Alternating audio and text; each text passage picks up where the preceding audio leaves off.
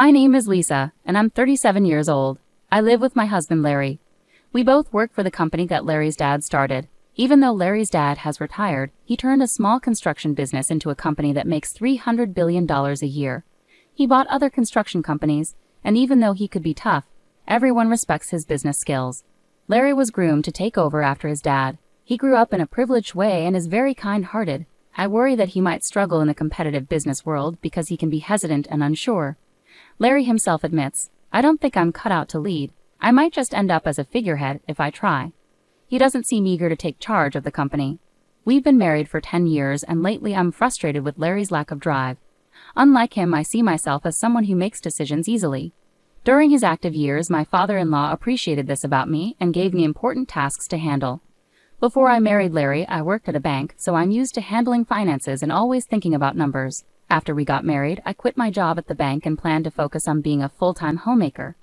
But then my father-in-law asked me to work for his construction company instead. Soon after I started, he began inviting me to join board meetings and asked for my input on how things were managed. Initially, some board members were unsure about having the founder's daughter-in-law involved in important meetings. However, as I consistently offered valuable insights, they started to take my suggestions seriously. Despite Larry also being on the board, he rarely attended meetings and everyone, including my father-in-law, saw this as normal. One day when I returned from a meeting, I found Larry casually watching TV. "Why didn't you come to today's meeting?" I asked, feeling angry. "You're an important member, you should take it seriously." He didn't seem guilty at all when he replied, "Even if I did go, I don't really understand what they discuss. Besides, everyone prefers your input, so it's not a problem, right?" I couldn't help but wonder if he was upset about me being involved in the meetings, despite his nonchalant remarks. My father-in-law has been teaching me all the ins and outs of running the business and seems to be preparing me to take over. I started to enjoy being part of the management, and soon enough, I was working hard to meet my father-in-law's expectations. About 3 years after I started attending meetings, my father-in-law retired completely. When important decisions needed to be made, the board members would come to me for advice, sidelining Larry. I had hoped that this would motivate Larry to get more involved, but instead he became even more disconnected from his work. Despite coming to the office in the morning, Larry would vanish by noon and spend the rest of the day at home. When he saw me there, he avoided talking about work altogether, seeming uninterested in the company's affairs. Meanwhile, my responsibilities at the company kept growing. After my father-in-law retired, the board members relied on me increasingly, and I started handling duties similar to those of a CEO. Our company is large with many employees, so I worked hard to boost sales and profits for their sake. Thanks to the efforts of our employees, our sales started to rise. I found running the company more and more intriguing, and I became deeply involved in my work. In contrast, Larry seemed to lose interest in his job, and his presence at the company became less frequent. Our conversations at home dwindled, and our relationship started to feel strained. "I met your sister Nancy today, and we had lunch together," Larry told me when he came home. Nancy, who's 3 years older than me, just went through a divorce about 4 months ago.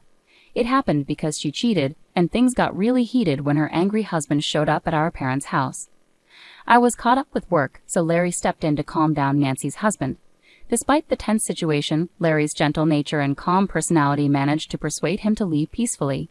Nancy later told me, "Your husband is really something. He handled my furious husband so effortlessly." She was impressed by Larry's ability to diffuse the situation. Nancy was able to finalize her divorce after paying alimony. Since then, she seemed to see Larry in a new light. Before, she might have viewed him as a wealthy, sheltered son who wasn't particularly remarkable. But after seeing how he handled her husband's anger, she began to see him as a capable and respectable business owner. Nancy, who was now single after her divorce, might have seen Larry as a desirable catch because she always liked wealthy men. But I was so focused on my work that I couldn't even imagine such a thing. Little did Nancy know, Larry was just a figurehead at the company and didn't actually run it. Nancy's ex-husband had been an impressive employee at a foreign company. He had boasted to me at their wedding, saying, "I have a high salary and good looks. You must be jealous." He was indeed handsome, intelligent, and carried a sophisticated charm. I couldn't fathom why Nancy would cheat on such a wonderful husband. 5 months after Larry mentioned having lunch with Nancy, I came home one day to find Larry looking unusually serious. "Lisa, we need to talk," he said. It was the first time he had spoken to me like that, and I felt a sinking feeling in my chest as I waited for him to continue. "Actually, Nancy is pregnant with my child, and I want a divorce," he told me. I was shocked by both the request for a divorce and the news of Nancy's pregnancy. Stunned and speechless, I listened as Larry added, "Nancy plans to come over on our next date off to discuss this. I hope I can count on your support." I was shocked. "So you want to marry my sister?" I asked Larry. He looked troubled and replied, "It's not that I want to marry her, but if she's pregnant with my baby, I feel like I have no choice."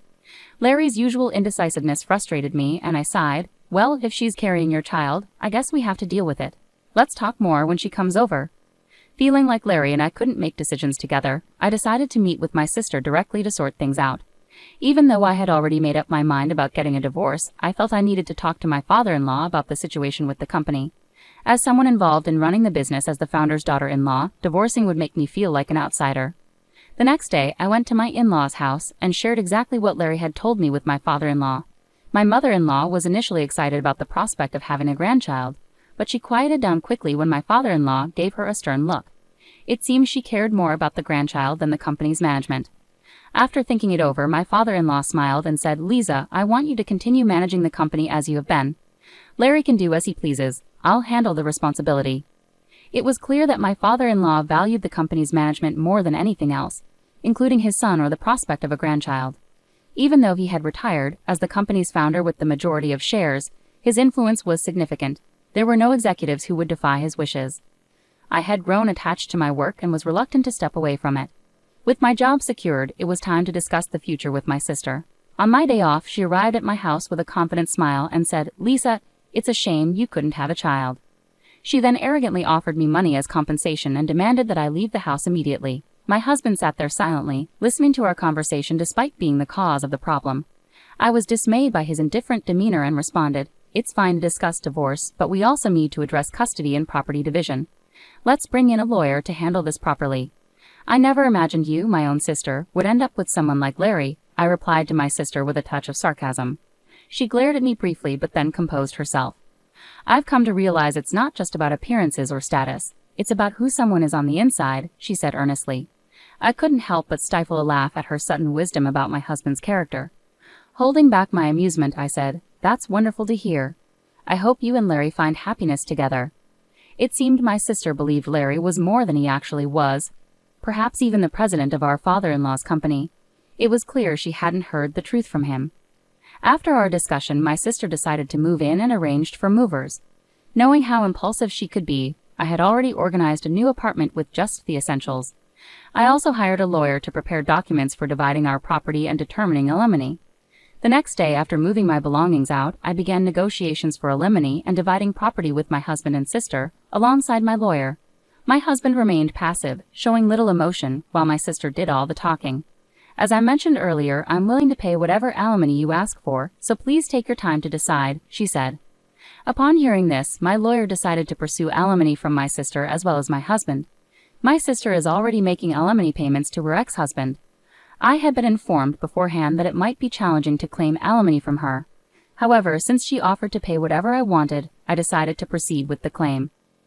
During the property division negotiations, my sister eagerly pointed out, "This mansion originally belongs to Larry's family, so it shouldn't be included in the division of property, right?" Remaining calm, the lawyer responded, "This building and the land are owned by the company, so it's ultimately up to the company to decide." It seemed even my husband thought this house belonged to his father. "Is that so?" "I thought this house was Dad's," he casually remarked. On the other hand, my sister was surprised and turned to the lawyer, asking, "Wait, does that mean I can't live in this house?" The lawyer replied professionally, "Since it's owned by the company, you can continue living here if the company agrees."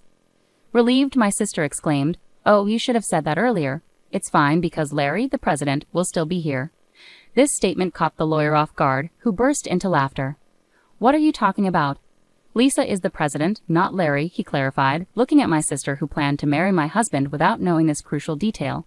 She immediately turned to Larry and exclaimed, "Larry, you're not the president."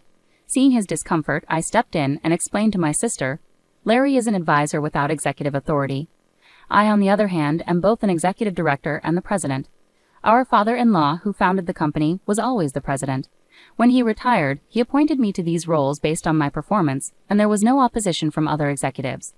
On the other hand, my husband was receiving an executive salary as an advisor, thanks to his father's arrangement, despite not having any executive responsibilities. It was more of a symbolic title than an actual role, and the salary was lower than what a regular employee would earn. This meant I was shouldering all our living expenses. Larry showed little interest in our household finances and didn't even know whether our home was owned by the company or his father. Although it was company property, my responsible father-in-law had always charged us rent. I had seen it as a standard rental arrangement, but the lawyer, still chuckling, asked, "Can we continue renting this house to Larry?" My sister was quick to react to the rent question. "Rent? Why would we charge Larry rent? It's company property, just let him live here for free." The lawyer then presented the rent amount, which startled both my sister and Larry, who seemed surprised to hear about it for the first time. "Looks like the rent for such a big house is pretty steep. I can't afford that on my salary," Larry remarked, realizing the financial strain it would pose with his modest executive compensation. Over our 6 years of marriage, Larry had exhausted most of his earnings. My own salary had also been swallowed up by high rent and living costs, leaving us with few assets to divide, mainly savings. After the lawyer left, my sister, now aware that the mansion she coveted was rented, appeared crestfallen and stared blankly. Meanwhile, Larry wore his usual grin. I suggested, "Why don't you move back to your parents' house? Your mom was thrilled about the pregnancy." Larry agreed, but inwardly I couldn't help but find the situation ironic, having to consider arrangements for a man who would soon be my ex-husband. I started to worry about whether he could responsibly raise a child, but I quickly dismissed these thoughts as irrelevant. Turning to my sister, who seemed to have forgotten about her own alimony situation, I asked, "Are you okay with the alimony arrangement, sis? You seemed confident earlier, but you're also paying your ex-husband, right?" Her expression shifted abruptly as she processed my question, snapping back to reality. "Alimony? I have to pay that too?" My sister exclaimed, clearly shocked and seemingly unaware of our earlier discussion. "You said you'd pay plenty of alimony earlier, but you didn't expect to pay it yourself, did you?" "My salary is really low," she continued, sounding incredulous. Larry and my sister exchanged surprised glances, and I couldn't help but feel like laughing at the situation.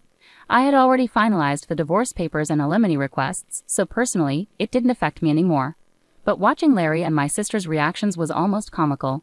My ex-husband, who had remarried my sister and moved back to his parents' home as I had suggested, found himself caught in constant arguments between my sister and our in-laws. The root cause of these conflicts stemmed from the lie about my sister being pregnant with his child. His mother, hoping for a grandchild, was furious upon discovering the truth. Meanwhile, my father-in-law, who had never approved of my sister taking his son away from me, refused to even speak to her. He covered Larry's alimony payment in full, ensuring it was settled. Witnessing my sister's plea to our father-in-law, "Dad, could you please pay my alimony too?" was met with his stern response, "I have no reason to be called Dad by you," he retorted angrily. Disheartened and unable to achieve what she had hoped for, my sister left my ex-husband's family home abruptly, without saying a word, and disappeared. It seemed she had remarried my ex-husband solely to bear the burden of alimony, a decision that now seemed painfully naive. My ex-husband appeared to reconsider reconnecting with me, but his father rebuked him. "You're not the kind of man who should even think about starting a family. You can't even take care of yourself properly." Watching all of this unfold, I couldn't help but reflect on how we had reached this point. When Larry agreed to move back to his parents' house, I knew it was the right decision. While his mother was overjoyed at the prospect of a grandchild, I couldn't shake the feeling that Larry was simply not ready for the responsibilities of parenthood. His lack of engagement during our marriage persisted, and I doubted it would ever change. Seeing my sister's shock when she realized she had to pay alimony was almost amusing. She had been so confident earlier, but it was evident she hadn't fully considered the consequences. With her finances already strained, adding more payments would only worsen her situation. I couldn't help but wonder how she could be so naive. The negotiations for alimony and dividing our property proceeded smoothly thanks to my lawyer's meticulous approach. Everything was handled fairly and transparently. In contrast, Larry and my sister appeared bewildered and overwhelmed by the process. Their exchanged glances of surprise and confusion indicated they hadn't fully grasped the gravity of their circumstances. Moving out of the house marked a significant new chapter for me. I had already secured a new apartment and was ready to start afresh. Although I had once considered the house my home, leaving it behind felt like a weight lifted off my shoulders. Since it was company property, parting with it also symbolized letting go of the final ties to my life with Larry. After I moved out, tensions between my sister and my in-laws escalated. The deception about her being pregnant with my ex-husband's child caused an irreparable rift.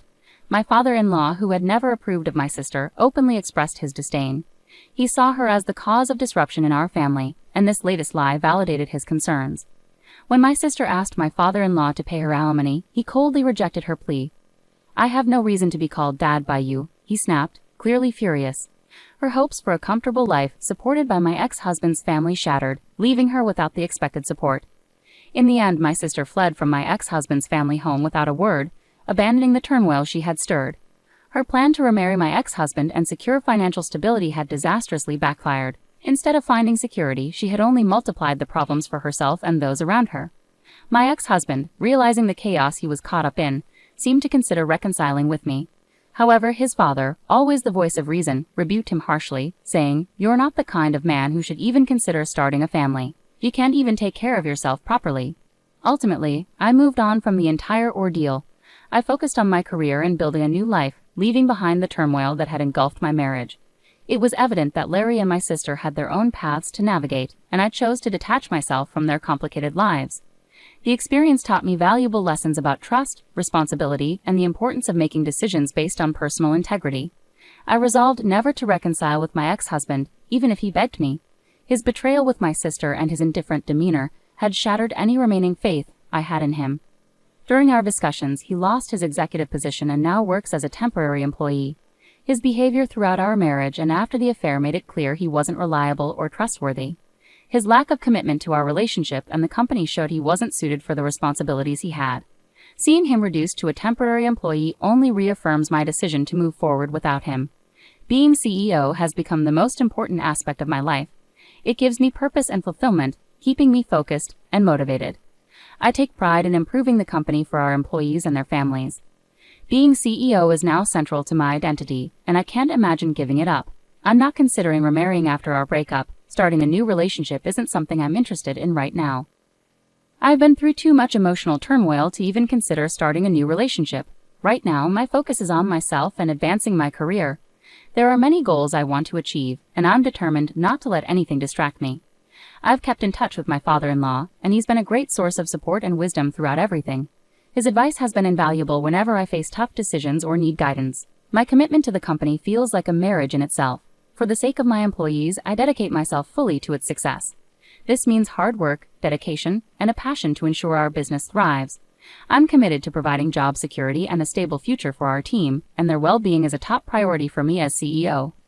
This journey has taught me resilience and staying true to myself despite personal challenges. I've steered the company through steady growth and maintained a positive impact on our employees' lives, which motivates me every day. Ultimately, my focus remains on leading the company and supporting my team. I'm driven to create a successful future for all of us. While my personal life has had its challenges, my professional life gives me stability and a deep sense of accomplishment.